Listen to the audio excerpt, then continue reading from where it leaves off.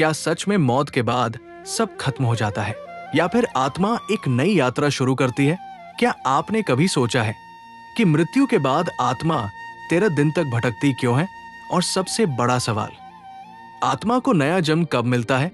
आज जो सच आप जानेंगे वो आपकी सोच बदल देगा।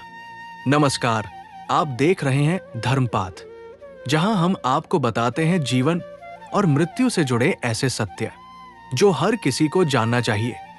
आज का विषय बहुत गहरा है। मृत्यु के बाद आत्मा को नई जिंदगी कब मिलती है? इस वीडियो को अंत तक जरूर देखें, क्योंकि इसमें बताए गए तथ्य आपके जीवन की दिशा बदल सकते हैं। 1. मृत्यु क्या है? मृत्यु सिर्फ शरीर का अंत है, आत्मा का नहीं। हिंदू धर्म के अनुसार आत्मा अजर है, अमर है, न जन्म लेती है न मरती है।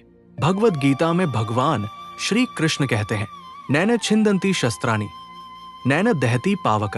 इसका मतलब आत्मा को कोई खत्म नहीं कर सकता। तो सवाल ये नहीं है कि मौत के बाद क्या होता है, सवाल ये है कि आत्मा की अगली यात्रा कैसी होती है। 2. मृत्यु के तुरंत बाद क्या होता है?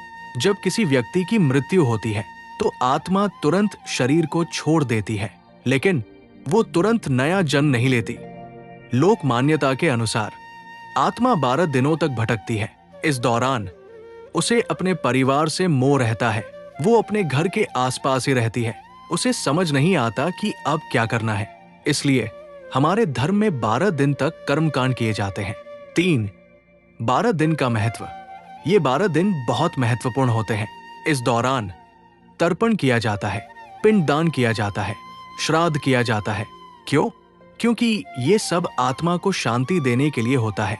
अगर ये कर्म सही तरीके से किए जाएं, तो आत्मा को आगे बढ़ने में मदद मिलती है, और अगर नहीं तो आत्मा भटक सकती है।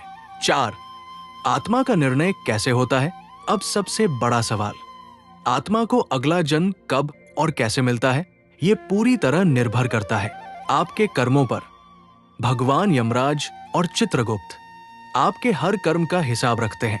अच्छे कर्म अच्छा जन्म, बुरे कर्म कठिन जीवन। 5.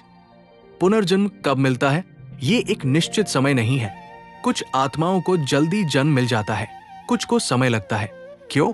क्योंकि कुछ आत्माएं तुरंत तैयार होती है, कुछ को शुद्ध होने में समय लगता है। 6. अच्छे कर्म वालों का क्या होता है? अगर व्यक्ति ने जीवन में अच्छे कर्म किए हैं तो आत्मा को जल्दी शांति मिलती है, उसे जल्दी नया जन्म मिलता है और बेहतर जीवन मिलता है। ऐसी आत्माएं ज्यादा नहीं भटकती। 7. बुरे कर्म वालों का क्या होता है? अगर किसी ने बुरे कर्म किए हैं तो आत्मा भटकती है, उसे कष्ट होता है, कभी कभी लंबे समय तक नया जन्म नहीं मिलता। यही कारण है कि लोग कहते हैं अधूरी इच्छाएं आत्मा को भटकाती है। 8. आत्मा क्यों भटकती है?